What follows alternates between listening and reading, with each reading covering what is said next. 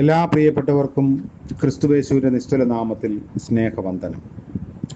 ഇന്നത്തെ നമ്മുടെ ചിന്തയ്ക്ക് ആധാരമായി യൂദ എഴുതിയ ലേഖനം 20 മുതൽ 23 വരെയുള്ള വാക്യങ്ങൾ. യൂദായുടെ ലേഖനം 20 മുതൽ 23 വരെ. നിങ്ങളോ പ്രിയമുള്ളവരെ, നിങ്ങളുടെ അതിവിശുദ്ധ വിശ്വാസത്തെ ആധാരമാക്കി നിങ്ങൾക്ക് തന്നെ ആത്മീക വർധന വരുത്തിയും പരിശുദ്ധാത്മാവിൽ പ്രാർത്ഥിച്ചും നിത്യജീവനായിട്ട് നമ്മുടെ കർത്താവായ യേശുക്രിസ്തുവിൻ്റെ കരുണയ്ക്കായി കാത്തിരുന്നും കൊണ്ട് ദൈവസ്നേഹത്തിൽ നിങ്ങളെ തന്നെ സൂക്ഷിച്ചുകൊള്ളുവിൻ. സംശയിക്കുന്നവരായ ചിലരോട് കരുണ ചെയ്യുവിൻ. ചിലരെ തീയിൽ നിന്ന് വലിച്ചെടുത്ത് രക്ഷിപ്പിൻ. ജഡത്താൽ കറ പിടിച്ച അങ്കി പോലും പകച്ചുകൊണ്ട് ചിലർക്ക് ഭയത്തോടെ കരുണ കാണിപ്പിൻ. കർത്താവിൻ്റെ പരിശുദ്ധ നാമം വാഴ്ത്തപ്പെടട്ടെ. ഈ ദിവസങ്ങളിൽ തീയിൽ നിന്ന് ദൈവം വലിച്ചെടുത്ത് രക്ഷിച്ച ചില ജീവിത അനുഭവങ്ങളെയാണ് നമ്മൾ പങ്കുവയ്ക്കുന്നത്. ഓരോരുത്തരെയും ദൈവം അങ്ങനെ രക്ഷിക്കുന്നത് ദൈവത്തിന് ചില പദ്ധതികളുണ്ട്. തീയിൽ നിന്ന് വലിച്ചെടുക്കപ്പെട്ട കൊള്ളി രക്ഷപ്പെട്ടല്ലോ എന്ന ആശ്വാസത്തിൽ തൃപ്തി അടഞ്ഞ് സ്വന്തം കാര്യം നോക്കി സ്വന്തം വഴിയിൽ പോകാനല്ല ദൈവം പ്രതീക്ഷിക്കുന്നത്. ചില ഭാഗങ്ങൾ നമ്മെ ഓർമ്മിപ്പിക്കുന്നു.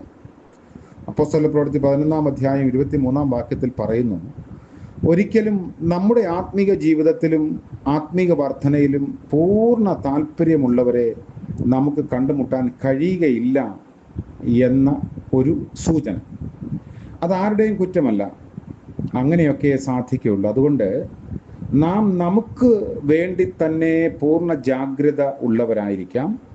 തന്നെത്താൻ മനോനിർണയത്തോടെ കർത്താവിനോട് പറ്റിയിരിക്കുക എന്നത് മാത്രമാണ് നമുക്കുള്ള ഏക വഴി. മറ്റൊരു കാര്യം പരിശുദ്ധാത്മാവിൽ പ്രാർത്ഥിക്കണമെന്നതാണ്. അതായത് ലഭിച്ച ശക്തി നഷ്ടപ്പെടുത്താതെ ആളി കത്തിച്ചുകൊണ്ടിരിക്കണം. അനക്കാതെ ഇരുന്നാൽ ഏത് തീയും കുറെ കഴിഞ്ഞ് കെട്ടുപോകും. മറ്റൊരു കാര്യം നിത്യജീവനായിട്ട് നമ്മുടെ കർത്താവായ യേശുക്രിസ്തുവിൻ്റെ കരുണയ്ക്കായി കാത്തിരിക്കുക എന്നതാണ്. ഈ ലോകത്തിലെ ഏതാനും നാളേക്കുള്ള പ്ലാൻ അല്ല നമ്മുടെ ലക്ഷ്യം. നിത്യജീവൻ നമുക്ക് നൽകപ്പെട്ടിരിക്കുന്നു. അത് ഉന്നം വെച്ച് തന്നെ ജീവിക്കണം. നാലാമത്തെ കാര്യം ദൈവസ്നേഹത്തിൽ നമ്മെ തന്നെ സൂക്ഷിക്കുക എന്നതാണ്. നമ്മൾ വളരെ ജാഗ്രതയോടെ ശ്രദ്ധിച്ചെങ്കിൽ മാത്രമേ ദൈവസ്നേഹത്തിൽ നമുക്ക് നിലനിൽക്കാൻ സാധിക്കുകയുള്ളൂ. ദൈവസ്നേഹത്തിൽ നാം വസിച്ചെങ്കിൽ മാത്രമേ ഇനിയും ചിലരെ തീയിൽ നിന്ന് വലിച്ചെടുക്കാനുള്ള ശുശ്രൂഷ അല്ലെങ്കിൽ അങ്ങനെയുള്ള ഉത്തരവാദിത്വം നമുക്ക് ലഭിക്കുകയുള്ളൂ. തണുപ്പിക്കുന്നവന് തണുപ്പ് ലഭിക്കുമെന്ന് സദൃശവാക്യം 11-ാം അധ്യായത്തിൽ 25-ാം വാക്യത്തിൽ വായിക്കുന്നു. കുലയ്ക്കായി കൊണ്ടുപോകുന്നവരെ വിടുവിക്ക എന്ന് സദൃശവാക്യം 24-ാം അധ്യായത്തിൽ വായിക്കുന്നു. അപ്പോൾ നമ്മൾ അനുഭവിച്ച വിടുതലും സ്നേഹവും പങ്കുവയ്ക്കും തോറും പുതിയ ഉറവയും അനുഗ്രഹവും നമ്മിൽ പകരപ്പെടുകയാണ്.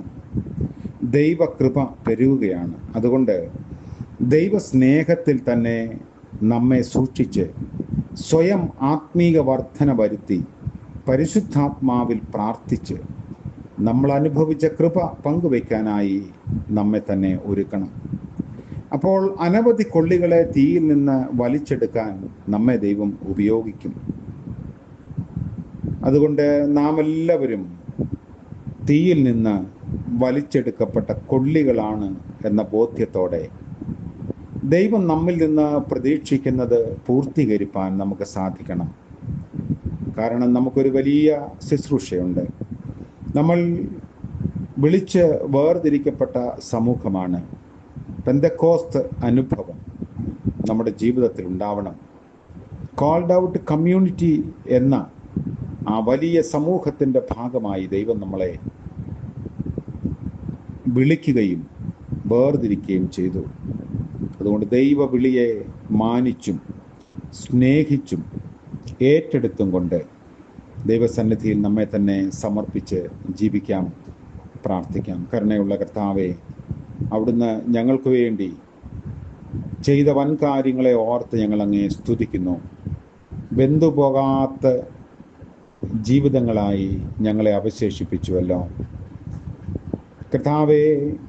അവിടുത്തെ കരുണയിൽ മാത്രം ഞങ്ങൾ ആശ്രയിക്കുന്നു. ഇന്നത്തെ പകൽക്കാലം, പ്രഭാതം മുതൽ പ്രദോഷം വരെയും അവിടുത്തെ കൃപയിൽ ഞങ്ങളെ പാലിക്കണമേ. ദൈവഹിതത്തിനും ആലോചനയ്ക്കും കളങ്കം വരാതെ വ്യതിചലിക്കാതെ നിലനിൽപ്പാൻ ഞങ്ങളെ സഹായിക്കണമേ.